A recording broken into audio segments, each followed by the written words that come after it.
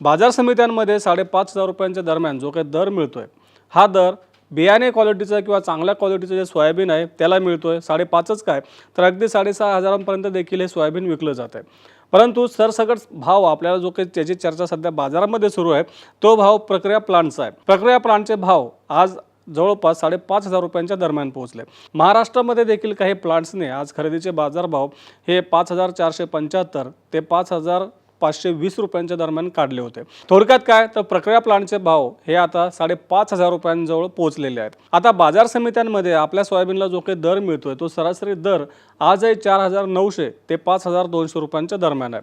म्हणजेच काय, तर सोयाबीनचा बाजारभाव आता हमी भावाच्या टप्प्याच्या जवळ पोहोचलाय।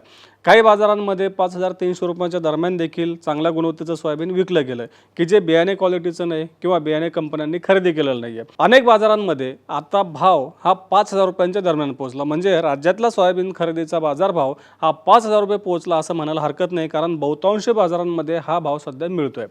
आता सोयाबीनचे बाजारभाव कशामुळे वाढले, तर प्रामुख्याने एकतरी यंदाचं उत्पादन कमी आहे। दुसरं म्हणजे गेल्या वर्षीचा जो काही सोयाबीनचा साठा होता किंवा सोयाबीनचा साठा होता, तो यंदा कमी होता। गेल्या वर्षी सोयाबीनची निर्यात चांगली झाली होती, त्यामुळे सोयाबीनचं गाळप वाढलं होतं आणि सोयाबीनचा शिल्लक साठा कमी होता। आता सोपा आणि इतर जे काही उद्योगाच्या संस्था आहेत त्यांच्या अंदाजानुसार जवळपास 105 लाख टन सोयाबीनचं उत्पादन आहे। परंतु अभ्यासकांच्या मते यंदाचं उत्पादन हे 90 ते 95 लाख टनांच्या दरम्यानच स्थिरावलेलं आहे। आता जसं जसं पुढच्या टप्प्यामध्ये बाजारात सोयाबीनची आवक वाढत चालेल, तसं तसं आपल्याला नेमकं उत्पादन किती आहे त्याचे स्पष्ट आकडे पुढे येताना दिसून येतील।